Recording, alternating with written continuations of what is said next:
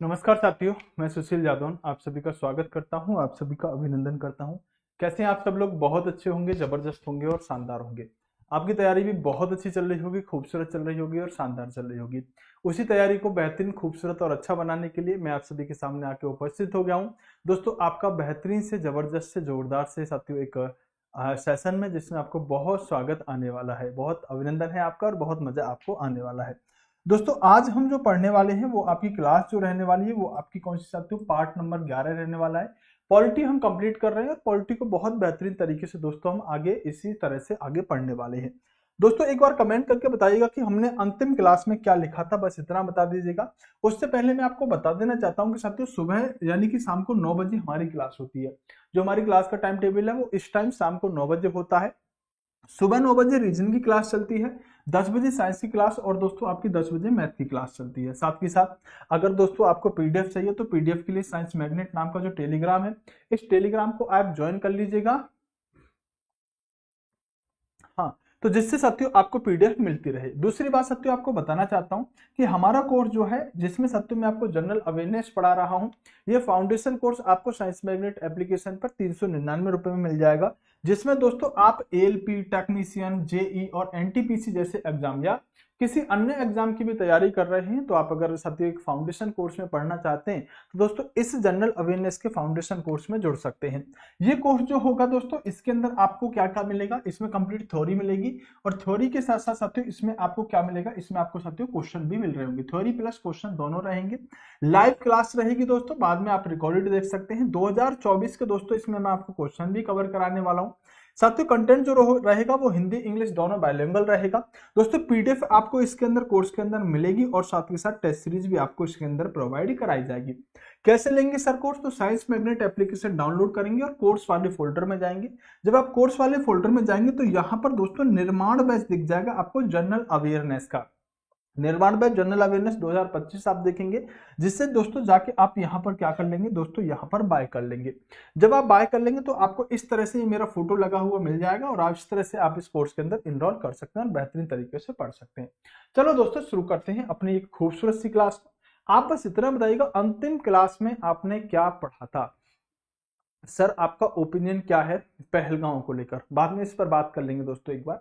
अभी आप ये बताओ, अंतिम क्लास में हमने क्या पॉइंट लिखा था? अगर आप मुझे ये बता देंगे दोस्तों तो फिर हम उसी से आगे कंटिन्यू कर लेंगे। जल्दी से बताओ। और इस बात को वही बता पाएगा जिसने साथियों पिछली क्लास को अच्छे से पढ़ा होगा। अदरवाइज दोस्तों अगर नहीं पढ़ा है तो आप सिर्फ कॉपी अभी खोल रहे हो, तो ये साथियों फिर आपकी क्या है, एक गलत बात रहने वाली है। हाँ भाई, कहाँ तक पढ़ लिया था हमने? एक बार जल्दी से बता दो। आई थिंक नियुक्ति हमने देख ली थी दोस्तों, और नियुक्ति के अलावा दोस्तों हमने चलिए, यानी कि साथियों हमने नियुक्ति पढ़ ली थी, राष्ट्रपति किस किस की नियुक्ति करते हैं। और फिर मैंने आपको दोस्तों क्या बताया होगा कि नियुक्ति के अलावा दोस्तों हमने राष्ट्रपति का हस्ताक्षर विधेयक पर हमने बात कर ली थी। हाँ ठीक है दोस्तों, हम बात कर रहे थे कि आखिरकार राष्ट्रपति जी के पास वह कौन कौन सी शक्तियां हैं। हम कुछ साथियों यहाँ पर विधायी शक्तियों के बारे में बात कर रहे थे। किसके बारे में? तो साथियों लेजिस्लेटिव पावर्स कौन कौन सी हैं उनके बारे में हम बात कर रहे थे राष्ट्रपति के संबंध में। तो मैंने आपसे कहा था कि राष्ट्रपति के हस्ताक्षर के बिना, राष्ट्रपति के हस्ताक्षर के बिना कोई विधेयक दोस्तों कानून नहीं बन सकता। और ये बात मैंने आपको कल वाली क्लास में बहुत अच्छे से कंफर्म करके बताई थी कि दोस्तों अगर देश के अंदर कोई भी कानून बनेगा तो वो कानून कैसे बनेगा, एक बार फिर से उसको मैं आपको कंफर्म कर देता हूं। दोस्तों मैंने आपसे कहा होगा कि दोस्तों हमारे देश के अंदर जो कानून बनाने की शक्ति है ना, वो आपकी पार्लियामेंट की है, यानी कि संसद जो है वो साथियों कानून बनाने का काम करता है। जो हमारा संसद है, इस संसद जो है दोस्तों ये 3 पार्ट से मिलकर बना है, 3 इसके साथ तो हिस्से हैं। इसमें दोस्तों आपके एक राष्ट्रपति रहते हैं, मतलब अगर आप राष्ट्रपति को नहीं ले रहे हो तो मतलब संसद आपका कंप्लीट नहीं है। एक तो आपके राष्ट्रपति मैंने आपको बताए होंगे, दूसरा मैंने आपको बताया होगा कि दोस्तों इसके 2 हाउस भी होते हैं राष्ट्रपति जी के अलावा। एक हाउस जिसको आप राज्यसभा कहते हो,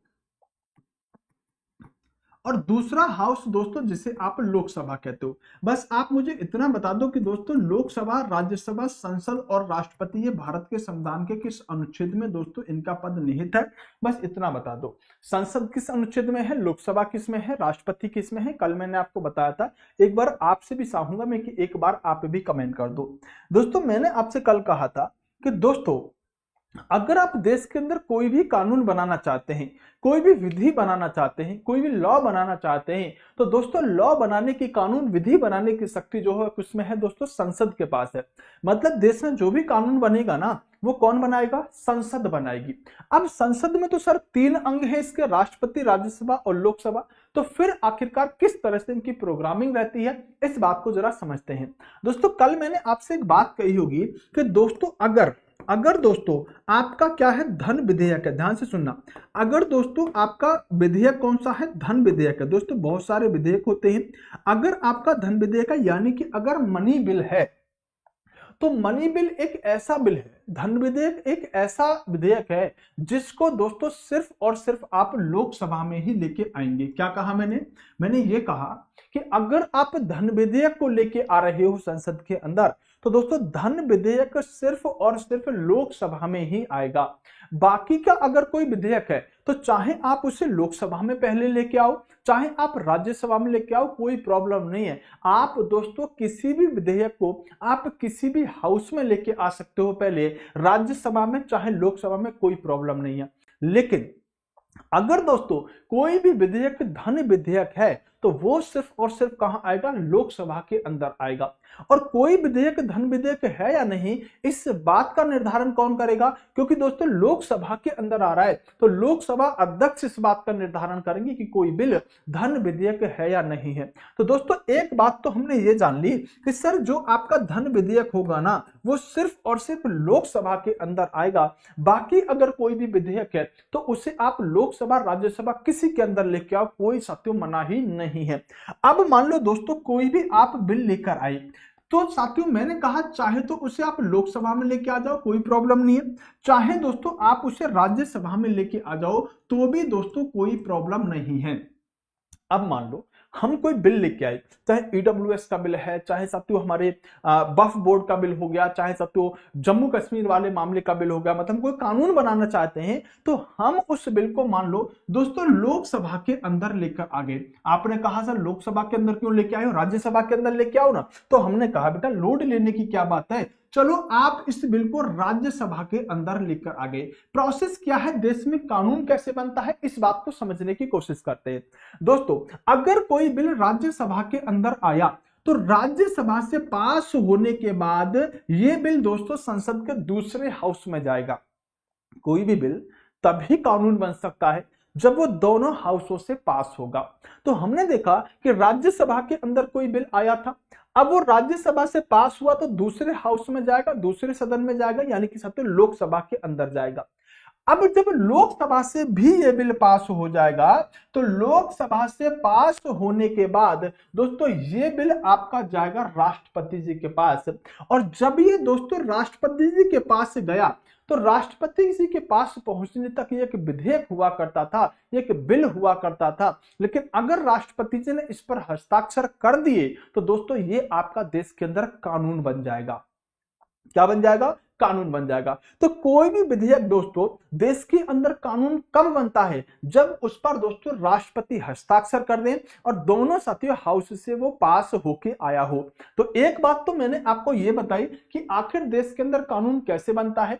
दोस्तों हमने कहा कि राज्यसभा के अंदर कोई बिल आया, राज्यसभा से पास होकर वो लोकसभा में गया, लोकसभा से पास होने के बाद राष्ट्रपति जी के पास आया और राष्ट्रपति जी ने जब दोस्तों इस पर हस्ताक्षर कर दिए तो वो देश के अंदर कानून बन जाएगा।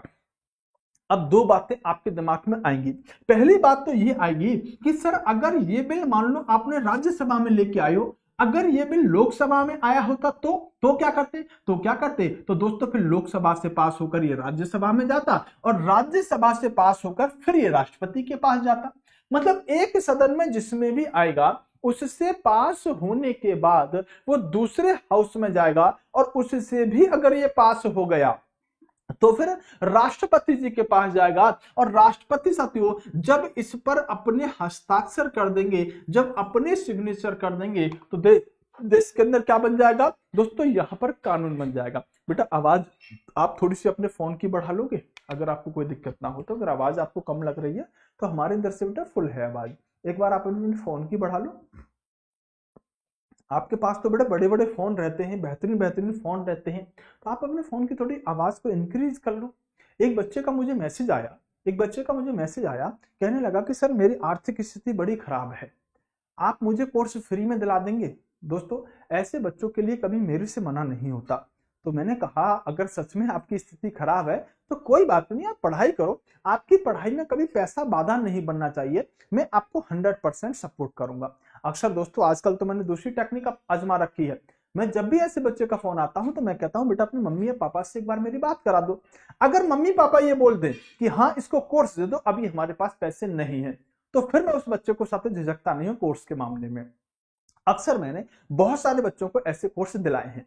लेकिन दोस्तों माँ बाप, मुझे नहीं लगता कि कोई माँ बाप ये कहेगा कि अगर पैसे हो और वो ये कहते मेरे बच्चों को कोर्स दे दो, वो तभी कहेंगे जब एक्चुअल उनके सामने मजबूरी होगी। ये बात मैं जानता हूं। एक बच्चे का मुझे एक दिन साथियों मैसेज आया था इंस्टाग्राम पे, उसने मैसेज आया था, फोन नहीं मैसेज आया था, उसने कहा सर मैं बहुत गरीब हूं, मेरी स्थिति बहुत बेकार है, आप मुझे कोर्स दे दो, मैं पढ़ाई करूंगा, मैं सिलेक्शन लेके आपके पैसे कभी लौटा दूंगा। मैंने कहा पैसे लौटाने की बात तो बेटा बाद में है, आप पहले पढ़ाई करो, अगर आपकी इच्छा है आप सच में पढ़ना चाहते हो तो आप कोर्स पढ़ो, कोई बात नहीं है बेटा, 200-400 रुपए इतनी बड़ी कोई बात नहीं होती, आप पढ़ाई करो। मैंने उसे दोस्तों कोर्स दे दिया। कोर्स देने के बाद दोस्तों उसका 20 मिनट बाद मेरे को मैसेज आया और मुझसे पूछने लगा कि सर क्या आपका ये एप्लीकेशन एप्पल फोन में यानी आईफोन में चलता है कि नहीं चलता। मैंने कहा क्यों। बोले सर मेरे पास ना आईफोन है तो उसमें चलता है कि नहीं चलता। मैंने कहा बेटा तू गरीब कैसे हो गया, बड़े बड़े मास्टरों के पास आईफोन नहीं है, तू आईफोन चला रहा है, तू गरीब कैसे हो गया, ये बात मुझे समझाने की कोशिश कर। तो दोस्तों दरअसल समस्या बड़ी गंभीर होती है कभी कभी जीवन में। तो आपके पास जो अच्छे अच्छे फोन है ना, बेहतरीन बेहतरीन फोन है ना, उनकी थोड़ी सी आवाज आप बढ़ा लो। आगे से दोस्तों इसके अंदर जो आवाज इंक्रीज का सिस्टम होगा उससे हम बढ़ा लेंगे। बहरहाल मैंने आपको क्या समझाया, मैंने आपको यह समझाया कि कोई भी विधेयक जब तक राष्ट्रपति जी के हस्ताक्षर नहीं होंगे तब तक दोस्तों वो विधेयक विधेयक रहेगा, बिल रहेगा, और जैसे ही राष्ट्रपति जी हस्ताक्षर कर देंगे वो देश के अंदर कानून बन जाएगा। दोस्तों कल मैंने एक बात आपको और बताई थी, मैंने कहा था कि दोस्तों राष्ट्रपति जी क्या मजबूर हैं हस्ताक्षर करने के लिए उस बिल पर। भाई राष्ट्रपति के पास गया तो क्या पता यहां से पास होकर कैसा भी कोई विधेयक आ गया हो, तो क्या राष्ट्रपति मजबूर है कि उस पर साइन करेंगे ही करेंगे, या उनके पास कुछ और भी शक्ति है। दोस्तों मैं आपको बताना चाहूंगा कि राष्ट्रपति जी के पास दोस्तों किस प्रकार की यहां पर शक्ति है। दोस्तों राष्ट्रपति जी के पास पहली पावर है क्या, कि जिस सदन से वो बिल आया है उस सदन को वापस कर दे। क्या है कि उस विधेयक को सदन को वापस कर दें और कहें कि इस विधेयक में कुछ कमियां हैं, उन कमियों को सुधारो, तब मैं इस पर हस्ताक्षर करूंगा। एक मामला हो गया कि राष्ट्रपति जी क्या कर दें, जिस सदन से आया है वो बिल उसी सदन को वापस कर दें और कहें इसमें कुछ कमियां हैं, इनको सुधार करो। दूसरी शक्ति क्या है, दूसरी पावर उनके पास है कि दोस्तों यहां पर वो हस्ताक्षर कर दें और कहीं कोई बात नहीं, सब कुछ ठीक है, ओके है, तो मैं इस पर हस्ताक्षर कर देता हूं, और जैसे ही हस्ताक्षर करेंगे तो क्या बन जाएगा, वो देश के अंदर दोस्तों आपका कानून बन जाएगा। बात समझ में आई। बोले सर बिल्कुल समझ में आई। अब दोस्तों राष्ट्रपति जी के पास एक और शक्ति भी होती है जिसे आप दोस्तों यहां पर तीसरी पावर के रूप में जानोगे। राष्ट्रपति जी के पास जब कोई विधेयक पहुंचता है तो राष्ट्रपति उस पर क्या क्या कर सकते हैं, हस्ताक्षर कर सकते हैं, सदन को वापस कर सकते हैं, या दोस्तों एक और शक्ति होती है जिसे आप अक्सर कहते हो दोस्तों, इसे आप पॉकेट वीटो के नाम से जानते हो, या फिर इसे आप वीटो भी कह देते हो, तो इसे पॉकेट वीटो या वीटो पावर के नाम से जानते हो कि राष्ट्रपति दोस्तों इस पर वीटो पावर का प्रयोग कर दें। सर ये कौन सी पावर होती है। दोस्तों नाम से पता चला पॉकेट वीटो, मतलब राष्ट्रपति जी के पास कोई बिल गया, अब उन्होंने ना तो पहले वाली अपनी शक्ति का प्रयोग किया कि सदन को वापस कर दे, ना दूसरी वाली शक्ति का प्रयोग किया कि उस पर हस्ताक्षर कर दे, तीसरा वाला शब्द उन्होंने यूज कर दिया पॉकेट वीटो, मतलब उस बिल को अपने पास रख ले, अपनी पॉकेट के अंदर रख लिया, एक तरह से अपने पास रख लिया और कह दिया कि ना तो मैं इस पर हस्ताक्षर कर रहा, ना ही मैं इसको सदन के पास वापस भेज रहा, ये मेरे पास ही पड़ा रहेगा। ये अब राष्ट्रपति जी के पास जब तक पड़ा रहेगा जब तक दोस्तों राष्ट्रपति चाहेंगे। दोस्तों आज तक के इतिहास में कोई भी राष्ट्रपति ऐसा नहीं हुआ, एक राष्ट्रपति को छोड़कर, जिन्होंने दोस्तों इस तीसरी वाली पावर का यूज किया हो। सिर्फ और सिर्फ एक ही राष्ट्रपति ऐसे हुआ करते थे जिन्होंने सतीश पॉकेट वीटो का प्रयोग किया था, और ये कौन हुआ करते थे? इनका नाम था बेटा ज्ञानी जैल सिंह। क्या नाम था? ये सरदार राष्ट्रपति हुआ करते थे। अब दोस्तों देखो समझ में आपको आ ही रहा है, ज्ञानी है तो दोस्तों थोड़ा सा सही समझ लिया होगा उन्होंने। तो दोस्तों ये बात हुआ करती थी आपकी 1986 की, जब इनके पास एक बिल आया पोस्ट ऑफिस विधेयक, यानी कि ये विधेयक कौन सा था? ये डाक विधेयक हुआ करता था। अब हो सकता है दोस्तों इनको पढ़ने में समझने में कुछ ऐसा लगा हो, तो दोस्तों ज्ञानी जैल सिंह ने क्या किया, 1986 के अंदर पॉकेट वीटो का प्रयोग कर दिया, जेबी वीटो का प्रयोग कर दिया, या कहीं दोस्तों यहां पर वीटो पावर का प्रयोग कर दिया, और ये डाक विधेयक दोस्तों आज तक पॉकेट में ही पड़ा हुआ है। सिर्फ एक ही राष्ट्रपति ऐसे हैं जिन्होंने यहां पर पॉकेट वीटो का प्रयोग किया है। यह क्वेश्चन आपसे पूछा गया है दोस्तों, यूपी SSC के अंदर एक क्वेश्चन पूछा है कि किस राष्ट्रपति ने वीटो पावर का प्रयोग किया, नाम और किस विधेयक में प्रयोग किया, सन आपको थोड़ा सा पता होना चाहिए। तो बहरहाल जो सत्य यहां पर पॉइंट आपके सामने लिखा हुआ था, उसी पॉइंट को मैं क्लियर करने के लिए आगे बढ़ा था, और बहुत बेहतरीन तरीके से ये बात मैंने आपको बता दी कि राष्ट्रपति के हस्ताक्षर के बिना दोस्तों कोई भी विधेयक क्या नहीं बन सकता दोस्तों, कानून नहीं बन सकता। तो जब तक राष्ट्रपति हस्ताक्षर नहीं करते किसी विधेयक पर, तो वो विधेयक रहेगा, बिल रहेगा, और जैसे ही हस्ताक्षर करेंगे तो वो क्या बन जाएगा? देश के अंदर दोस्तों कानून बन जाएगा। ठीक है, चलो दोस्तों मैंने आपसे कहा कि राष्ट्रपति जो है ये दोनों सदनों की दोस्तों संयुक्त अधिवेशन को बुला सकते हैं। क्या कर सकते हैं दोस्तों? जॉइंट सेशन बुला सकते हैं। अब मामला क्या है, जरा इसको समझने की कोशिश करते हैं। अब इसको समझने की कोशिश करते हैं, ये मामला है क्या दोस्तों? यहां पर मैं बात कर रहा हूं कि राष्ट्रपति आखिरकार कैसे संयुक्त अधिवेशन या संयुक्त बैठक का प्रावधान करते हैं। इसके लिए आपको ऐसे समझना पड़ेगा। कैसे? ऐसे करके। कैसे करके? ऐसे करके बताता हूं, सुनो दोस्तों। मान लो आपने देखा कि यहां हमने ये समझा था कि एक सदन से पास होकर विधेयक दूसरे सदन में जाता है, और दूसरा सदन उसे पास करता है जब वो राष्ट्रपति के पास जाता है। दोस्तों मान लो इस सदन में कोई बिल आया, इस सदन से पास होकर दोस्तों इस वाले सदन में गया।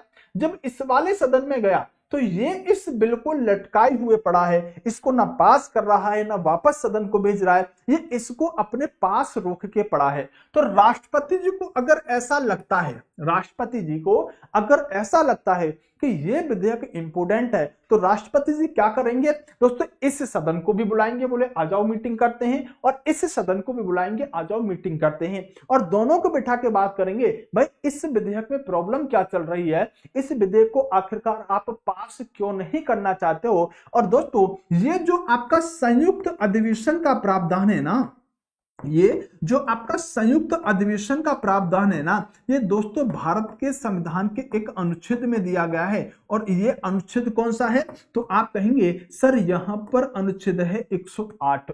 जैसे आप जब आपको एम्बुलेंस की आवश्यकता पड़ती है तो एम्बुलेंस आप 108 पे कॉल करके बुला लेते हो। राष्ट्रपति ने अगर 108 नंबर डायल कर दिया तो दोनों सदनों को बुला लेगा, बोले आ जाओ प्रॉब्लम क्या है। तो संयुक्त अधिवेशन दोनों सदनों में तब बुलाया जाता है जब कोई बिल सत्व इस तरह से अटका हुआ हो, जिसमें दोस्तों आप क्या कहेंगे कि संयुक्त अधिवेशन का प्रावधान होता है। बुलाता कौन है संयुक्त अधिवेशन? ध्यान से सुनना, बुलाएगा कौन?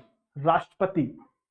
ध्यान से सुनना, मैंने कहा संयुक्त अधिवेशन बुला कौन सकता है, मतलब 108 का प्रयोग कौन कर रहा है संयुक्त अधिवेशन के लिए? राष्ट्रपति। और उससे भी खूबसूरत सा क्वेश्चन बनेगा, बिल्कुल एंजल प्रिया जैसा खूबसूरत, कि इस संयुक्त अधिवेशन में अध्यक्षता कौन करेगा। समझ गए ना बात को दोस्तों? क्योंकि संयुक्त अधिवेशन में तो दोनों ही लोग आ रहे हैं ना, राज्यसभा के लोग भी, लोकसभा के लोग भी। तो संयुक्त अधिवेशन में अध्यक्षता कौन करेगा? तो आप कहेंगे सर संयुक्त अधिवेशन में जो अध्यक्षता करने की शक्ति है ना, वो आपके लोकसभा के अध्यक्ष की होती है। बोले अच्छा, तो लोक साथियों अध्यक्षता कौन करेगा इस संयुक्त अधिवेशन की? तो आप कहेंगे कि जो लोकसभा के अध्यक्ष होंगे ना, ये लोकसभा के अध्यक्ष दोस्तों इस संयुक्त अधिवेशन की अध्यक्षता करेंगे। दोनों ही प्रश्न पूछे गए हैं, ध्यान रखना, भूल मत जाना, बचपन का प्यार है। हाँ, आई नीड लॉयल जीएफ कह रहा है कि कौन बनेगा मेरी गर्लफ्रेंड? तेरी गर्लफ्रेंड मैं बनवाऊंगा, रुक जाओ अभी। तो शब्द संयुक्त अधिवेशन कौन बुलाता है? तो पहला क्वेश्चन होगा बुलाता कौन है? तो आप कहेंगे सर बुलाने का काम है राष्ट्रपति का। क्या कहा मैंने? बुला कौन सकता है? दोस्तों बुला सकते हैं आपके राष्ट्रपति। दूसरा क्वेश्चन, जब संयुक्त अधिवेशन बुलाया गया राष्ट्रपति के द्वारा, तो अब इस अधिवेशन में दोनों सभा बैठी होंगी, लोकसभा राज्यसभा, तो अध्यक्षता कौन करेगा? लोकसभा अध्यक्ष दोस्तों यहां पर अध्यक्षता करने का काम कर रहे होंगे। तो वही बात मैंने आपको समझाई कि राष्ट्रपति दोस्तों दोनों सदनों की संयुक्त अधिवेशन को बुला सकते हैं, लेकिन किस कंडीशन में बुलाएंगे ये बात आपको समझ में आ गई। दूसरा दोस्तों, राष्ट्रपति जी के पास एक और अधिकार होता है, वो लोकसभा को भंग करने से संबंधित भी अधिकार रखते हैं। ये बात भी आपको पता होना चाहिए। तो लोकसभा को भंग करने की शक्ति किसके पास है? कहेंगे सर राष्ट्रपति जी के पास ये शक्ति रहने वाली है। बात समझ में आई? बोलो हाँ कि ना। हाँ भाई, एंजल प्रिया कौन है? बेटा छोड़ो ना, कौन है, क्या लेना तुम्हें एंजल प्रिया से? रेलवे में लग जाओगे तब बताऊंगा तुम्हें एंजल प्रिया कौन है। ठीक है, अब समझो दोस्तों।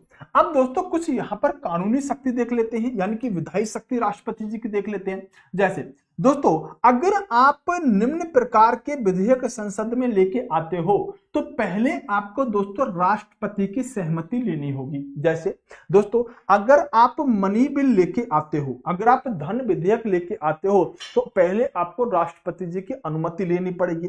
और दोस्तों दूसरा स्मार्ट सा क्वेश्चन बनेगा कि कोई धन विधेयक है या नहीं। मैंने क्या कहा? कोई विधेयक धन विधेयक है या नहीं, यानी कि कोई बिल मनी बिल है या नहीं।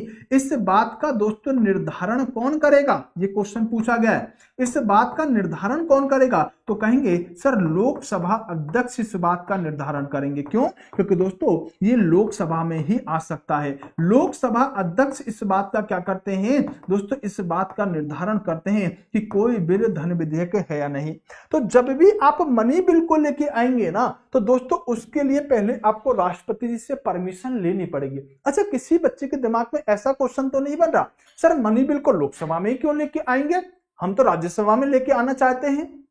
ऐसा दिमाग में तो नहीं खुराफाती क्वेश्चन उठ रहा तुम्हारे कि सर मनी बिल को लोकसभा में ही क्यों लाया जाता है, धन विधेयक को लोकसभा में ही क्यों लाया जाता है, कारण क्या है? ऐसा क्वेश्चन उठ रहा हो तो बता देना अभी। ठीक है दोस्तों, दूसरी बात दोस्तों, नए राज्य के निर्माण वर्तमान राज्य के क्षेत्र की सीमाओं में या नामों में परिवर्तन करने से संबंधित कोई विधेयक अगर आप लेके आते हैं तो भी आपको राष्ट्रपति जी से पहले अनुमति लेनी पड़ेगी। दोस्तों संचित निधि एक निधि होती है जहां पर जनता का पूरा टैक्स जमा होता है ना, उसे संचित निधि कहते हैं। एक होती है आकस्मिक निधि। आकस्मिक निधि से साथियों सरकार जब पैसा निकालती है, जैसे कोई मान लो बाढ़ आ गई, प्राकृतिक आपदा आ गई, तो सरकार साथियों तुरंत कहां से पैसा निकालेगी? आकस्मिक निधि से। लेकिन एक होती है संचित निधि, जहां से सुप्रीम कोर्ट के न्यायाधीश, राष्ट्रपति सबका वेतन जाता है, वो सब संचित निधि से आता है। हमारा जो टैक्स का पैसा होता है वो भी संचित निधि में ही जमा होता है। तो संचित निधि से अगर आपको कोई भी पैसा निकालना है तो दोस्तों आपको राष्ट्रपति से पूर्व अनुमति लेनी पड़ेगी।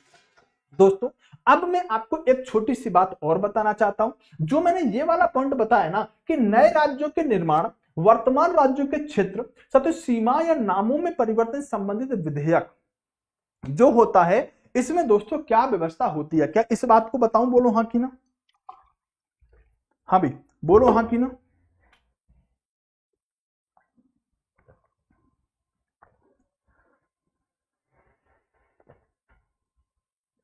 बेटा राष्ट्रपति गैर कानूनी काम करेंगे क्या? अगर कर भी देंगे तो गिरफ्तार नहीं होंगे। ठीक है, कुंभकर्ण उनको गिरफ्तार नहीं किया जा सकता, मैं भी आपको बताऊंगा। तो दोस्तों होता क्या है इस कंडीशन में, सुनो ध्यान से, बस मुझे एक बात बतानी है, सिंपल सी बात समझना। यहीं पर बता देता हूं शॉर्ट में। ठीक है, देखो दोस्तों अगर किसी राज्य का क्या होना है, किसी राज्य के अंदर आपको उसका नाम परिवर्तन करना है, सीमा परिवर्तित करनी है, उसका क्षेत्र अधिकार परिवर्तन करना है, किसी राज्य में कुछ भी आपको परिवर्तित करना है, तो जैसे एक सदन में बिल आया, दूसरे सदन में गया, तो राष्ट्रपति के पास जब जाएगा तो राष्ट्रपति साथियों उस राज्य के संबंधित दोस्तों विधानमंडल से पूछते हैं। सिंपल एग्जांपल में समझो कि हमने देखा कि आंध्र प्रदेश एक राज्य हुआ करता था। एग्जांपल से आप अच्छे से समझ जाओगे। आंध्र प्रदेश एक राज्य हुआ करता था। आंध्र प्रदेश से दोस्तों हमने एक दूसरा नया राज्य बनाने का प्रावधान किया जिसका नाम रखा हमने तेलंगाना। तो तेलंगाना जब बनाने की बात हुई तो तेलंगाना बनाने के लिए दोस्तों अब तेलंगाना कौन बना सकता है? आंध्र प्रदेश में से संसद बना सकता है। भाई मैंने आपको बताया था ना, किसी राज्य के नाम में परिवर्तन करना हो, सीमा में परिवर्तन करना हो तो कौन करेगा? पार्लियामेंट कर सकती है। तो जब संसद के साथियों किसी सदन में बिल आया, फिर दूसरे हाउस में गया और राष्ट्रपति जी के पास फिर पहुंच गया कि आंध्र प्रदेश से हमें तेलंगाना बनाना है, तो जानते हो इस कंडीशन में राष्ट्रपति क्या करते हैं? अभी यहां क्या समझा था हमने कि हस्ताक्षर कर देंगे या फिर साथियों उसको सदन को वापस भेज देंगे या फिर क्या कर देंगे, या फिर साथियों वीटो का प्रयोग कर देंगे। इस कंडीशन में राज्य के संबंध में दोस्तों क्या करेंगे? राष्ट्रपति उस विधेयक को दोस्तों उस राज्य के विधानमंडल के पास भेजेंगे और कहेंगे कि देखो भाई हम आपके राज्य में ना दूसरा राज्य बनाना चाहते हैं, या आपके राज्य के नाम को परिवर्तित करना चाहते हैं, या आपके राज्य की सीमा को परिवर्तित करना चाहते हैं। तो राष्ट्रपति क्या करते हैं? उस राज्य के विधानमंडल के पास भेजते हैं। जैसे मान लो अभी क्या चल रहा है कि यूपी में साथियों क्या है कि 4 हिस्से बांटने की बात चल रही है कि यूपी बहुत बड़ा है, इसको दोस्तों 4 हिस्सों में बांट दो जिससे डेवलपमेंट हो सके, विकास हो सके। तो अगर ऐसा करना होगा संसद को तो एक हाउस में आएगा बिल, दूसरे हाउस में जाएगा, फिर राष्ट्रपति जी के पास जाएगा और राष्ट्रपति जी उस बिल को दोस्तों राज्य के विधानमंडल के पास भेजेंगे और कहेंगे कि महोदय हम आपके यूपी को 4 हिस्सों में बांटना चाहते हैं, आप बताओ क्या आप तैयार हो या आपको कोई प्रॉब्लम है? संबंधित राज्य से जरूर पूछा जाता है। जब राज्य से पूछा जाएगा, जैसे मान लो आंध्र प्रदेश के केस में मैं कहूं, जब आंध्र प्रदेश से यह पूछा गया, आंध्र प्रदेश के विधानमंडल से यह पूछा गया कि हम आपके राज्य में से एक नया राज्य तेलंगाना बनाना चाहते हैं, आपको कोई प्रॉब्लम तो नहीं है? तो पता है आंध्र प्रदेश के विधानमंडल ने क्या रिप्लाई दिया था? उसने कहा नहीं नहीं, आप हमारे में से बंटवारा मत करना, हमारे आंध्र प्रदेश में से तेलंगाना मत बनाना, हमें कोई जरूरत नहीं है। आंध्र प्रदेश के विधानमंडल ने मना कर दिया था कि आपको आंध्र प्रदेश में से तेलंगाना बनाने की कोई जरूरत नहीं है, मना कर दिया। बोले सर ठीक है। अच्छा, आंध्र प्रदेश ने मना किया तो राष्ट्रपति जी के पास पहुंचा। अब दोस्तों यहां पर एक्शन क्या है, ध्यान से सुनना। अब चाहे वो संबंधित राज्य साथियों मना करे या हां करे, राष्ट्रपति जी उस पर हस्ताक्षर करेंगे और उस राज्य से जो प्रावधान करना है वो होके रहेगा। तो सर फिर पूछा क्यों आंध्र प्रदेश से? जस्ट एक फॉर्मेलिटी है। अगर यूपी में हमें 4 हिस्से करने हैं तो जब राष्ट्रपति जी के पास बिल आ जाएगा तो राष्ट्रपति उसे यूपी के विधानमंडल के पास भेजेंगे कि हम आपके यूपी से 4 हिस्से कर रहे हैं। तो यूपी का विधानमंडल चाहे कहे कि कर दो तब भी करेंगे, चाहे कहे कि नहीं मत करना तब भी करेंगे। वो जस्ट एक फॉर्मेलिटी है पूछने की, उसमें विधानमंडल का कोई रोल नहीं है। वो हां कहे ना कहे फर्क नहीं पड़ता, करना वही है जो राष्ट्रपति करेंगे। बस पूछ लिया जाता है कि हम ऐसा करने वाले हैं, वो एक तरह से सूचना दी जा रही है। ठीक है, तो दोस्तों ये थोड़ा सा बात ध्यान रखना कि जब भी नए राज्यों के साथियों निर्माण हो, वर्तमान राज्य की क्षेत्र सीमाओं के नामों में परिवर्तन हो तो राष्ट्रपति से पूछा जाता है और राष्ट्रपति संबंधित राज्य के विधानमंडल से पूछते हैं। लेकिन विधानमंडल कुछ भी कहे, हां कहे या ना कहे, कोई फर्क नहीं पड़ता। जस्ट साथियों ये क्या है? जस्ट पूछिंग। क्या है? जस्ट पूछिंग। सुनो दोस्तों, अब हम बात करेंगे कि राष्ट्रपति जी के साथियों अधिकार और शक्तियां क्या है। राष्ट्रपति जी के अधिकार और शक्तियां क्या है? दोस्तों राष्ट्रपति जी के पास एक ऐसी शक्ति है, एक ऐसी पावर है कि जो हमारी लोकसभा होती थी, जो अभी हमने साथियों ये वाली लोकसभा देखी, ये वाली, तो पहले क्या प्रावधान था कि दोस्तों यहां पर 2 सदस्य राष्ट्रपति साथियों मनोनीत करते थे अपनी तरफ से। कौन होंगे? Anglo Indian. कौन होंगे? Anglo Indian. Sir Anglo Indian कौन होता है? तो ऐसी सत्यो कोई ब्रिटिश महिला जिसकी शादी भारतीय पुरुष से हो, उससे पैदा होने वाले बच्चे एंग्लो इंडियन कहलाते हैं। तो दोस्तों 2 लोग राष्ट्रपति इस लोकसभा में मनोनीत करते थे, लेकिन अब वो प्रावधान दोस्तों खत्म कर दिया गया। दूसरी बात दोस्तों, इस राज्यसभा के अंदर राष्ट्रपति दोस्तों अभी भी 12 सदस्यों को मनोनीत करते हैं। मतलब दोस्तों चाहे वो विज्ञान के क्षेत्र में, चाहे वो समाज सेवी के क्षेत्र में, चाहे वो दोस्तों कला के क्षेत्र में, चाहे साहित्य के क्षेत्र में अगर निपुण है तो राष्ट्रपति उनको दोस्तों राज्यसभा का सदस्य बना सकते हैं। दोस्तों राज्यसभा के सदस्य बनने कोई मजाक बात नहीं होती है, कोई छोटी बात नहीं होती है।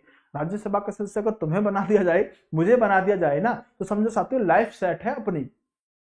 तो राष्ट्रपति क्या कर सकते हैं दोस्तों? जो 2 लोग एंग्लो इंडियन प्रस्तावित थे, जो एंग्लो इंडियन दोस्तों मनोनीत किए जाते थे ना लोकसभा में, अब वो तो समस्या समाप्त कर दी गई। अब एंग्लो इंडियन का कोई प्रावधान नहीं है। लेकिन दोस्तों आज भी राष्ट्रपति दोस्तों राज्यसभा के अंदर कितने लोग दोस्तों, यहां पर 12 लोग अपनी तरफ से नॉमिनेट कर सकते हैं, अपनी तरफ से मनोनीत कर सकते हैं। तो यही बात मैंने आपको दोस्तों बताई कि राष्ट्रपति राज्यसभा में 12 सदस्यों को दोस्तों मनोनीत कर सकते हैं। कितने सदस्यों को? 12 सदस्यों को। वो उनके अपने विवेक के ऊपर डिपेंड करता है, लेकिन दोस्तों मंत्रिपरिषद की सलाह भी होती है। दूसरा दोस्तों हमने एक संविधान संशोधन किया, जो संविधान संशोधन 104वां कहा जाता है। इसके अंतर्गत जो एंग्लो इंडियनों का प्रावधान हुआ करता था, मतलब हम जो दोस्तों लोकसभा के अंदर 2 एंग्लो इंडियन नियुक्त करते थे, तो संविधान संशोधन 104 करके हमने दोस्तों इस एंग्लो इंडियन की व्यवस्था को समाप्त कर दिया। अब सिर्फ लोकसभा के अंदर राष्ट्रपति कितने? तो दोस्तों आपके 12 सदस्य मनोनीत करने का काम करते हैं। दोस्तों आपने अक्सर देखा होगा कि हमारे प्रधानमंत्री यहां जाते हैं, हमारे प्रधानमंत्री वहां जाते हैं, दोस्तों वहां पर बहुत सारे संधि समझौते करते हैं। दोस्तों ध्यान रखना कि भले ही प्रधानमंत्री जी नरेंद्र मोदी जी कहीं भी जा रहे हो, कोई भी संधि समझौता कर रहे हो, लेकिन दोस्तों देश के दौरान, देश में दोस्तों कोई भी संधि या कोई भी समझौता जो किया जाता है ना, वो दोस्तों हमेशा राष्ट्रपति जी के ही नाम से होता है। तो क्या कहेंगे? दूसरे देशों के साथ कोई भी समझौता, कोई भी संधि दोस्तों वो किसके नाम से होगा? वो राष्ट्रपति जी के नाम से ही होगा। और राष्ट्रपति इसके अलावा दोस्तों विदेशों के लिए भारतीय राजदूतों की नियुक्ति करते हैं, और भारत में दोस्तों विदेशों के राजदूत की नियुक्ति करते हैं। तो मतलब अनुमोदन करते हैं इस चीज का। तो दोस्तों जो राजदूत होते हैं ना, इनकी नियुक्ति कौन करता है? तो दोस्तों ये भी आपके राष्ट्रपति ही करते हैं। वॉइस में क्या प्रॉब्लम चल रही है बेटा, एक बार बताओ ना। विदेशों के राजदूत की नियुक्ति करते हैं। तो बेटा मेरा तो ये 6-7 हजार रुपए का फोन है, इतना बढ़िया चल रहा है। तो दोस्तों जो वॉइस में ज्यादा प्रॉब्लम हो रही है क्या? जो टूरिस्ट है अभी जम्मू कश्मीर में, वह सकुशल लौटने पर क्या उपाय किया जाए? सरकार ने पता नहीं, पता करो विमान के बारे में। क्या प्रॉब्लम है? जय श्री राम। एक बार बेटा, एक बार बाकी बच्चे बताना, क्या वॉइस में ज्यादा प्रॉब्लम हो रही है क्या? Ctrl+V किसके लिए बोल रहा है ये?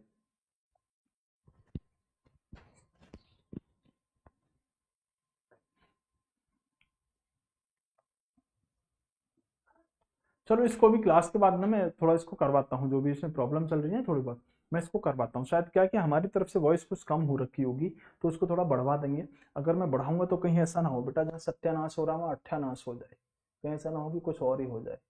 ये क्या चलता है? फुल हो रखी है बेटा यहाँ से, तो मेरे हिसाब से मुझे भी थोड़ा थोड़ा सीखना पड़ेगा है, तो ऐसा ना हो बेटा कुछ और ही हो जाए। क्यों भाई? तुम छोड़ दो बेटा, मैं इससे करवा लूंगा किसी से, कैसा ना हो कुछ और ही हो जाए। एक बच्चा कह रहा है क्लियर है साउंड। चलो बेटा थोड़ा काम चला लो आज है ना, फिर कल से इसको बढ़वा लेते हैं। हाँ तो दोस्तों इतनी बात समझ में आई। दूसरी बात दोस्तों, अगर कोई भी दोस्तों देखो यहां पर मैं बोलूंगा उसके लिए जो आप कह रहे थे ना सर पहलगांव के लिए कुछ बोलो वगैरह वगैरह। सुनो दोस्तों, इनकी सैन्य शक्तियां क्या होती हैं? बिना राष्ट्रपति के हस्ताक्षर के दोस्तों किसी भी देश से युद्ध ना तो शुरू किया जा सकता है और ना ही दोस्तों खत्म किया जा सकता है। यानी कि अगर हमें किसी भी देश के साथ युद्ध करना है, शुरू करना है या खत्म करना है, तो दोस्तों ये शक्ति किसके पास है? दोस्तों राष्ट्रपति के हस्ताक्षर के साथ ही किसी देश के साथ युद्ध शुरू होता है और किसी भी देश के साथ दोस्तों यहाँ पर युद्ध शुरू होता है। खत्म शुरू दोनों राष्ट्रपति के हस्ताक्षर के ही साथ होता है। क्योंकि दोस्तों जो आपकी सैन्य बल है, सैन्य बल में कौन कौन आएगा? आर्मी, एयरफोर्स और नेवी, ठीक है, तीनों सेनाएं हमारी। तो दोस्तों सैन्य बलों की सर्वोच्च शक्ति जो होती है वो आपके राष्ट्रपति जी में ही सन्निहित होती है। राष्ट्रपति तीनों सेनाओं के साथ सर्वोच्च होते हैं। व्यवस्था क्या है ये समझो दोस्तों। आप जानते हैं कि तीनों हमारी सेना जो है, जैसे साथियों हमें कहते हैं थल सेना, मतलब क्या हुआ? इसका मतलब वो आर्मी। तो आर्मी हो, वायु सेना जो साथियों एयरफोर्स है, और आपकी जल सेना दोस्तों नेवी है। तो आपकी आर्मी, एयरफोर्स, नेवी, हमारे देश के अंदर तीन सेनाएं हैं। अर्धसैनिक बल को, पैरामिलिट्री को भी छोड़ दो, जैसे सीआरपीएफ, बीएसएफ, आईटीबीपी, एसएसबी या असम राइफल, इनको भी छोड़ो। तीन सेनाओं की हम अगर बात करें तो तीनों सेनाओं के लिए हमने व्यवस्था करी है साथियों, एक पद बनाया है जिसको आप सीडीएस के नाम से जानते हो, चीफ ऑफ डिफेंस स्टाफ के नाम से जानते हो। अभी आप बताओ सीडीएस के पद पर कौन नियुक्त है? ये पद अभी आया है। दोस्तों सीडीएस के ऊपर साथियों रिपोर्टिंग के लिए होते हैं आपके रक्षा मंत्री, और रक्षा मंत्री के ऊपर कौन होते हैं? राष्ट्रपति। तो साथियों फाइनल जो आपका यहां से जजमेंट जाएगा, राष्ट्रपति कहेंगे रक्षा मंत्री से, रक्षा मंत्री कहेंगे सीडीएस से, और सीडीएस क्या कह देगी दोस्तों? सेना से अटैक। क्या कह देगी? अटैक। तो दोस्तों व्यवस्था क्या है कि सेनाओं के मामले में दोस्तों कुछ इस तरह की व्यवस्था है। लेकिन दोस्तों सर्वोच्च व्यक्ति कौन है? सर्वोच्च सेना के साथियों शक्ति किसमें सन्निहित है? तो आपके राष्ट्रपति के अंदर ही दोस्तों आपके सन्निहित रहने वाली है। दोस्तों अब मैं आपको बताना चाहूंगा कि दोस्तों देखो, पहली बात तो आपने अभी देखा कि जो पहलगांव के अंदर, जो जम्मू कश्मीर के अंदर साथियों एक कुकृत्य हुआ, एक साथियों कहें तो एक ऐसी गतिविधि हुई जो हमारे देश के अंदर नहीं होनी चाहिए थी, जिसके अंदर दोस्तों कुछ सिविलियन मारे गए। सबसे बड़ी बात होती है दोस्तों सिविलियन टूरिस्ट का क्या गुनाह होता है? आप भी देश के अंदर कहीं भी घूम रहे हो, आर्टिकल 19 आपको इस बात की शक्ति देता है कि आप देश में कहीं भी विचरण कर सकते हो, कहीं भी घूम सकते हो। अब वहीं हमारी ये घाटी जम्मू कश्मीर है, जहां पर दोस्तों कुछ लोगों को ऐसे मार दिया जाता है कि तुम घूमने आए हो, तुम्हारा धर्म क्या है, पता चला कि ये धर्म है दोस्तों, उसको तुरंत गोली मार दी। कलमा पढ़वाएगा, कलमा पढ़ना आता है कि नहीं आता? तो मैं आज देख रहा था दोस्तों गूगल पे कि कलमा है क्या, मैंने आज सर्च किया, मैंने कहा कलमा पढ़ना मतलब कलमा तुम्हें आता भी है नहीं आता, है ना? तो कलमा भाई जो उससे संबंध, जैसे मान लो कोई हिंदू धर्म का व्यक्ति है, अब उसको साथियों गायत्री मंत्र बोलने के लिए कहा जाए तो वो सुना देगा। मुस्लिम व्यक्ति है तो वो कलमा पढ़ के सुना देगा, है ना? बहुत सारे साथियों पाठ होते हैं। तो अब साथियों वहां पर बेगुनाहों को इस तरह से मारना ये थोड़ा सा गलत है।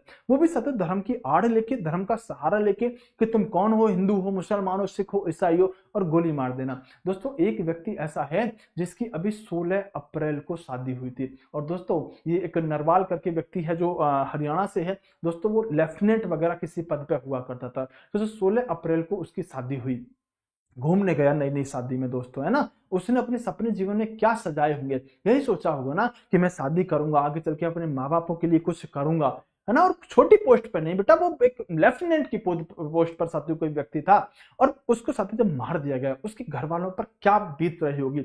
मैं उसके दादाजी का स्टेटमेंट सुन रहा था। दादाजी मतलब कि मैं फक्र से बोल रहे थे, बोले कि गोली गलत जगह मार दी होगी, 2-4 से तो वो अकेला निपट लेता है। कितना मतलब फक्र की बात थी अपने माँ बापों के लिए कि बोले गलत गोली गलत जगह पे मार दी होगी, नहीं तो 2-4 से तो वो अकेला निपट लेता। तो यार मतलब गोली के सामने कोई क्या व्यक्ति कर सकता है? और वो एक टूरिस्ट जो नई नई शादी, सब तो नए नए परिवार के लोग घूमने गए हैं, वहां पर तो अचानक से ऐसी हरकतें हो जाएं, ये कायराना हरकत है। सरकार को इसके लिए ना जवाब देना चाहिए, और जवाब ऐसा देना चाहिए कि एक मिसाल बने कि हमारे देश के अंदर, और वहां पर सब तो स्टेटमेंट क्या कि अपनी सरकार को बता देना, मोदी जी को बता देना। तो कायर समझा है क्या भारत की सरकार को? कायर समझा है कि भारत देश को, इस देश के अंदर अगर गद्दारी ना की जाए ना तो तुमसे बहुत बड़े बड़े लड़ाके हमारी सेना के पास हैं। सत्य वो तो हम आर्टिकल 51 में आपको पढ़ाता हूं, अंतरराष्ट्रीय विप्लव शांति की बात करते हैं, नहीं तो हम घर में घुस के मारने की ताकत भी रखते हैं। हमने दिखाया था जब एक बार साथियों हमने सर्जिकल स्ट्राइक करी थी। लेकिन दोस्तों चाहे इसमें किसी का इन्वॉल्वमेंट हो, चाहे इसमें किसी का साथियों योगदान हो, ऐसी कायराना हरकत किसी भी नागरिक के साथ नहीं करनी चाहिए। क्या बेगुनाह है ना यार, वो तो अपने मतलब घूमने के लिए कोई व्यक्ति गया है, तुम उसको इस तरह से गोली मार दोगे? ये तो बहुत गलत चीज है ना। कल को आप भी कहीं घूमने जाओगे, कल को कहीं दूसरा व्यक्ति, आपके परिवार के लोग भी हो सकते हैं, सोच सकते हो ऐसी घटना अगर हो जाए तो क्या करेगा व्यक्ति। एक बार दोस्तों मेरा एक दोस्त हुआ करता था, मैं आपको बताना चाहूंगा, मेरा एक दोस्त हुआ करता था, वो सीआरपीएफ के अंदर कमांडो हुआ करता था। तो जब मैं उससे बात करता था तो वो बहुत सारे ऑपरेशनों में साथ ऐसे जाया करता था, बहुत सारे ऑपरेशनों में रहा करता था। वो बताता था कि यार हमारे सामने की गाड़ी इस तरह से ब्लास्ट हो जाती थी, सारे के सारे हमारे साथी मर जाते थे, छत्तीसगढ़ वगैरह में आप जानोगे। तो उसने ये कहा था कि यार जब भी मैं अपने इस AK-47 को उठाता हूं ना सुबह के टाइम, जब भी इसको लेकर ड्यूटी पे चलता हूं ना, तो भगवान से एक दुआ यही करता हूं कि भगवान अगर कुछ भी कैजुअलिटी मेरे जीवन में करे ना, तो इसे एक बार चलाने का मौका जरूर देना। यार क्या जुनून भरी बात थी उसकी बातों में। उसने कहा जब भी मैं अपनी AK-47 को उठाता हूं ना, तो एक बात कहता हूं बस भगवान से कि भगवान अगर कुछ भी कैजुअलिटी करे ना, तो एक बार इसे चलाने की मौका जरूर देना। समझ रहे हो ना सेना के जवानों के अंदर क्या जुनून होता है। उसने कहा कि मैं यही कहता हूं भगवान से कि जब भी मेरे साथ जीवन में कुछ भी ऐसा करे ना, तो जो मेरे हाथ में AK-47 है ना, एक बार इसे चलाने का मौका मुझे देना। यार सेना के लोग क्या गाड़ी में बैठ के जाने ब्लास्ट कर दिया, उड़ा दिया, क्या करेगा आदमी, एकदम से 2 सेकंड के अंदर खत्म मामला। अगर फुल फ्लैश वार हो एक बार, इधर तुम इधर हमारी सेना के लोग हो, तो तब बताएंगे तुम्हारी क्या औकात होती है, तब बता पाएंगे हम तुम्हारी क्या औकात होती है। बेटा भारत के जवान जो होते हैं ना, एक गोली एक दुश्मन का टारगेट लेके चलते हैं, एक गोली एक दुश्मन, मतलब हर गोली पर एक दुश्मन का नाम होगा, एक फायर भी आपका ऐसे बेकार नहीं जाएगा, एक गोली एक दुश्मन की ताकत रखते हैं भारतीय सैनिक। लेकिन दोस्तों क्या कर सकते हैं, इसमें जो भी निर्णय लेना है वो सरकार को लेना है, और सरकार को इसका एक मुंह तोड़ जवाब कम से कम देना चाहिए। देश के अंदर ऐसे तो कोई भी कहीं भी मार के चला जाएगा यार, गलत है ना। और वो भी सत्य एक सिविलियन को मानना, जो घूमने लोग गए, नहीं शादी हुई है तो यार वो क्या सोच के गए होंगे, चलो भाई हमने 1 साल पूरा अपना कमाया, चलो कुछ घूम के आते हैं, तो घूम के आए तो क्या साथियों घर पे डेड बॉडी पहुंची। ये हमारे देश के अंदर होना चाहिए क्या, नहीं होना चाहिए, नहीं होना चाहिए दोस्तों। इसके लिए कुछ चीजें मतलब सरकार को करना चाहिए, और हम सिर्फ, और सरकार दोस्तों शायद कुछ करेगी ऐसी उम्मीद है। बाकी दोस्तों मैं किसी पार्टी को, किसी राजनीतिक पार्टी को सपोर्ट और ये विरोध मैं कुछ भी नहीं करता हूं, लेकिन जहां दोस्तों राष्ट्र की बात होना, जहां देश की बात होना, वहां दोस्तों हमारा राष्ट्र, हमारा देश सर्वोपरि होता है। और दोस्तों ध्यान रखना, राष्ट्र धर्म ही सबसे बड़ा धर्म होता है, राष्ट्र धर्म ही सबसे बड़ा धर्म होता है, ना कोई हिंदू मुस्लिम सिख ईसाई कुछ नहीं, राष्ट्र धर्म सबसे बड़ा सर्वोपरि धर्म होता है। तो देखते हैं अभी क्या होता है दोस्तों, मतलब खून एक तरह से खोल जाता है, रोंगटे खड़े हो जाते हैं जब ऐसी बातों को सुनते हैं। तो बहरहाल अभी मीटिंग वगैरह चल रही है, तो वही मैं आपको समझा रहा था कि जो तीनों सेनाएं हैं दोस्तों, वहां पर CDS की व्यवस्था की गई है, जो तीनों सेनाओं के अब ऊपर है, उनके ऊपर आपके दोस्तों रक्षा मंत्री यानी कि डिफेंस मिनिस्टर होते हैं, और दोस्तों सर्वोच्च जो आपके जिनमें शक्ति सबसे अधिक सन्निहित है तीनों सेनाओं के, वो आपके राष्ट्रपति होते हैं। बात समझ में आई, बोले हाँ कि ना। दोस्तों राष्ट्रपति जी के पास एक ऐसी शक्ति है जिसको साथियों आप कहते हैं यहां पर क्षमादान की शक्ति, सॉरी दोस्तों, जिसको आप क्या कहते हैं, इसको दोस्तों कहते हैं आप क्षमादान की शक्ति।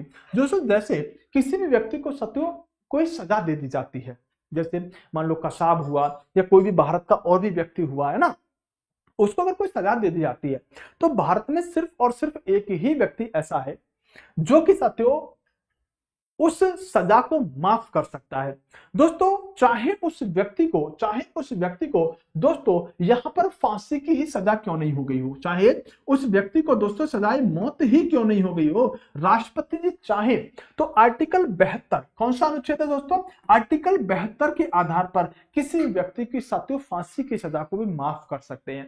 न केवल फांसी की सजा को माफ कर सकते हैं, बल्कि साथियों जैसे किसी व्यक्ति को दोस्तों आजीवन मतलब फांसी की सजा हुई है, तो उसकी फांसी की सजा को कन्वर्ट कर सकते हैं आजीवन कारावास में। जैसे किसी व्यक्ति को दोस्तों 10 साल की सजा हुई है, उसकी सजा कम कर सकते हैं 5 साल के क्षेत्र में। तो न केवल फांसी की सजा को माफ कर सकते हैं, बल्कि सजा की प्रवृत्ति भी बदल सकते हैं। और राष्ट्रपति को यह शक्ति साथियों किस अनुच्छेद में दी गई है, तो दोस्तों ये आपकी आर्टिकल 72 में दी गई है कि राष्ट्रपति इसके अंतर्गत किसी भी अपराधी को दंड को शब्द क्या कर सकते हैं, वो आपके क्षमा कर सकते हैं। ये आर्टिकल जरूर याद रखना, ये बहुत इंपोर्टेंट दोस्तों आर्टिकल होता है। साथ के साथ दोस्तों कुछ आपातकालीन शक्तियां राष्ट्रपति जी के अंदर निहित हैं। साथियों एक अनुच्छेद है आपका 352 में 4 जोड़िएगा 356, 356 में दोस्तों आप 4 जोड़िएगा 360, यानी कि 352, 356 और 360 में दोस्तों कुछ आपातकालीन शक्तियों का प्रावधान किया गया है। दोस्तों अगर देश में राष्ट्रीय आपातकाल लगाना है तो हम कहेंगे मतलब अनुच्छेद 352 का प्रयोग करना है। दोस्तों अगर कोई युद्ध हो गया, बाह्य आक्रमण हो गया, तो उस क्षेत्र में दोस्तों आप राष्ट्रीय आपातकाल घोषित कर सकते हो। सशस्त्र विद्रोह हो गया तो आप इमरजेंसी लगा सकते हो, राष्ट्रीय आपातकाल घोषित कर सकते हो। दोस्तों किसी क्षेत्र पर राष्ट्रपति शासन लगाना है, जैसे किसी राज्य में संवैधानिक तंत्र विफल हो गया तो राज्यपाल कहेंगे राष्ट्रपति से कि भाई इस देश के अंदर चीजें, इस राज्य के अंदर चीजें संवैधानिक तौर पर नहीं चल रही है, तो दोस्तों सीधा सीधा आप राष्ट्रपति उस क्षेत्र को या राज्य को अपने कंट्रोल में ले लेंगे। तीसरी सत्य इमरजेंसी है, यहां पर वित्त आपात, जिसे आप फाइनेंशियल इमरजेंसी कहते हो। दोस्तों अगर हमारे देश के पास पैसा खत्म हो जाए, इनकम खत्म हो जाए, फाइनेंशियल चीजें दोस्तों बहुत बेकार हो जाए, तो हम अपने देश के अंदर वित्त आपातकाल लगा सकते हैं। और वित्त आपातकाल दोस्तों अपने आप में अंतरराष्ट्रीय लेवल पर एक बहुत बड़ी बेइज्जती होती है। मतलब उस देश के अंदर, अगर किसी भी देश के अंदर फाइनेंशियल इमरजेंसी लगती है, मतलब उस देश की स्थिति बुरी तरह से खराब हो चुकी है। ध्यान रखना, हमारे देश के अंदर कितनी बार वित्त आपातकाल लगा है, तो आप कहेंगे 0 बार वित्त आपातकाल लगा है।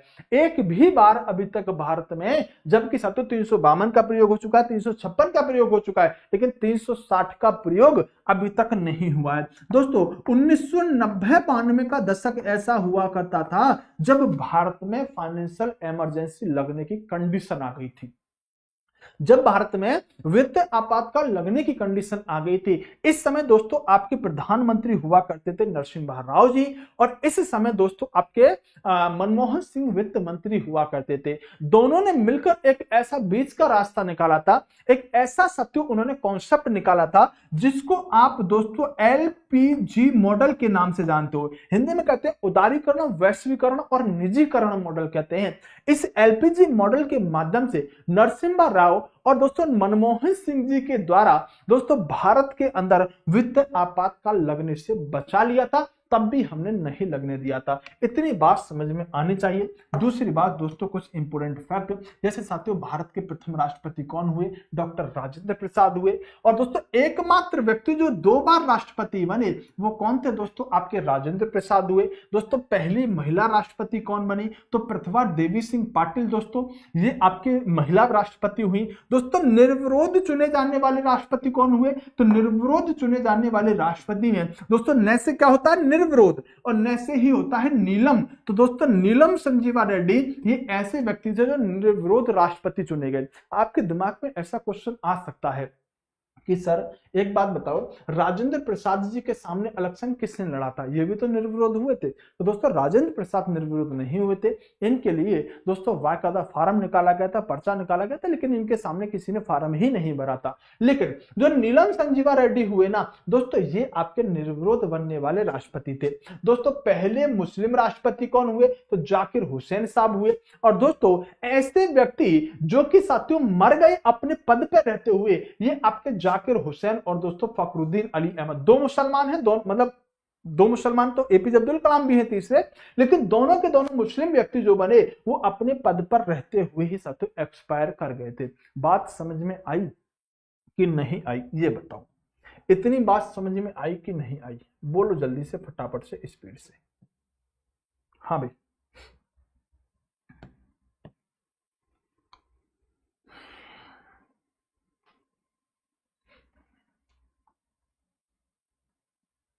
ठीक है बेटा, दूसरे पेन का प्रयोग कर लेंगे। अब इतनी बात समझ में आई तो यस नो का कमेंट करो।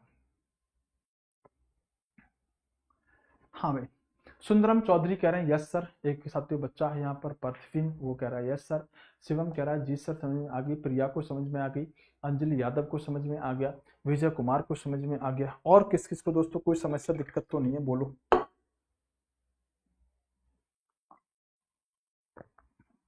अभी क्लास आगे कंटिन्यू करेंगे, छोड़ के मत भागो।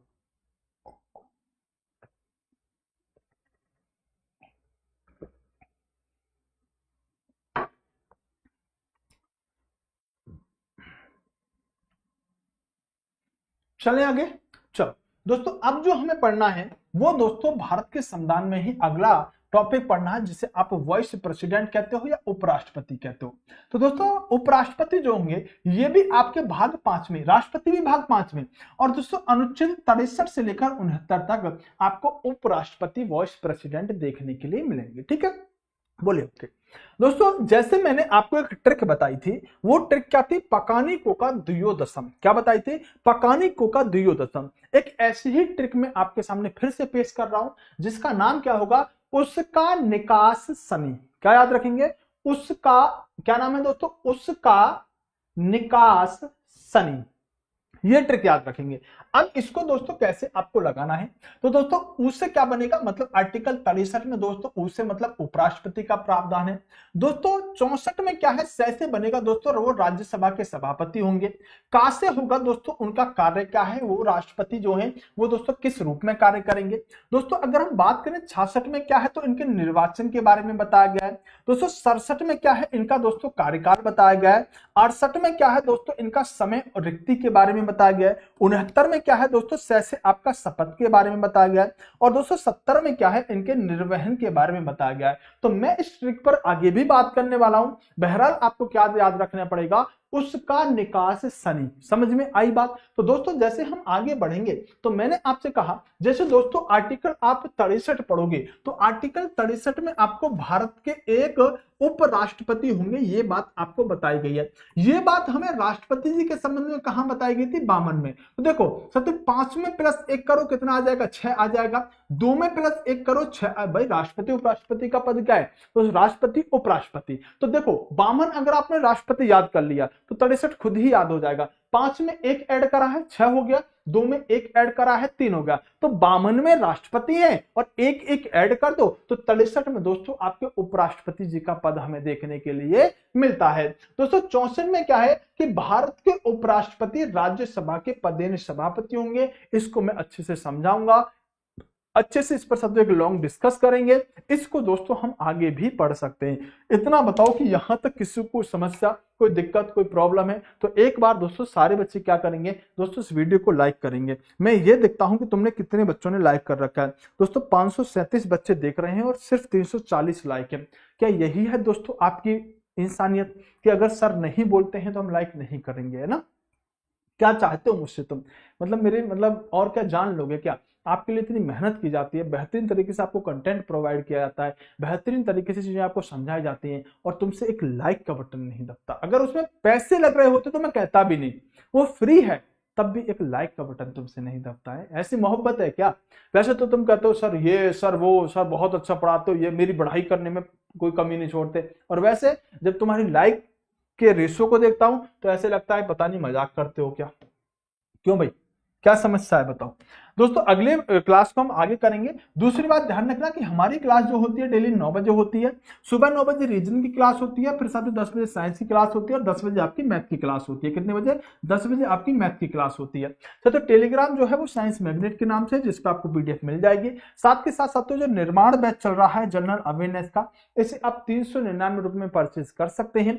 ये आपको कहां मिलेगा? तो साथ साइंस मैग्नेट एप्लीकेशन पर मिल जाएगा, जहां पर आपको कंप्लीट थ्योरी और क्वेश्चन दोनों ही चीजें कराई जाएंगे। आपको डेली लाइव क्लास मिलेगी, बाद में आप इसे रिकॉर्डेड भी देख सकते हो। 2024 के नए लेटेस्ट क्वेश्चन भी इसमें, मतलब थ्योरी प्लस क्वेश्चन आपको देखने के लिए मिलेंगे। दोस्तों इसमें आपको फ्री पीडीएफ मिलेगी और टेस्ट सीरीज भी आपको मिल जाएगी। साइंस मैग्नेट के कोर्स वाले सेक्शन में जब जाएंगे तो वहां निर्माण बैच जनरल अवेयरनेस का मिल जाएगा, जो अभी आप मात्र 399 रुपए में खरीद सकते हो। दोस्तों यहां से जाके बाय कर लेंगे और फिर इस तरह से मेरा फोटो लगा हुआ है, यानी सुशील यादव सर आपको दिखेंगे, और फिर साथियों आप बेहतरीन तरीके से अपनी पढ़ाई को अंजाम दे सकते हो। तो कोई दिक्कत समस्या तो नहीं है? सर मैं लेट आया हूं आपके चैनल पर, you are the best teacher. नहीं बेटा बस ठीक है, जितना हूं मैं काफी हूं, आप प्यार करते हो बस उतना काफी है। हाँ बेटा फुले फ्रॉम पे भी बोल देंगे कभी। मैं थोड़ा सा इन चीजों से बचता हूं, मैं कम बोलता हूं, लेकिन बस बोल दिया था बोल दिया। ओके धन्यवाद, भीम लिख रहे हैं। ओके वेलकम मेरे भाई। सर अब तो ये बता दीजिएगा एंजल प्रिया कौन है? एंजल प्रिया कौन है? एंजल प्रिया बेटा मेरे साथ पढ़ने वाली एक लड़की हुआ करती थी, है ना। वो रुकते तो हम कहते हमें कुछ और कहना था, वो पल भर को रुक जाते हमें कुछ और कहना था, वो सुनते तो हम कहते हमें कुछ और कहना था, वो पल भर को रुक जाते तो हमें कुछ और कहना था। गलतफहमी ने बातों को बदल डाला यूं ही, वरना कहा था कुछ वो समझे कुछ, हमें कुछ और कहना था, हमें कुछ और कहना था। तो चलो आज की क्लास को यहीं खत्म करेंगे, मिलूंगा मैं आपसे अगली क्लास में, तब तक के लिए best of luck, bye bye, take care, love you to all, अपना ख्याल रखना, आजाद रहना, आबाद रहना और बढ़ते रहना।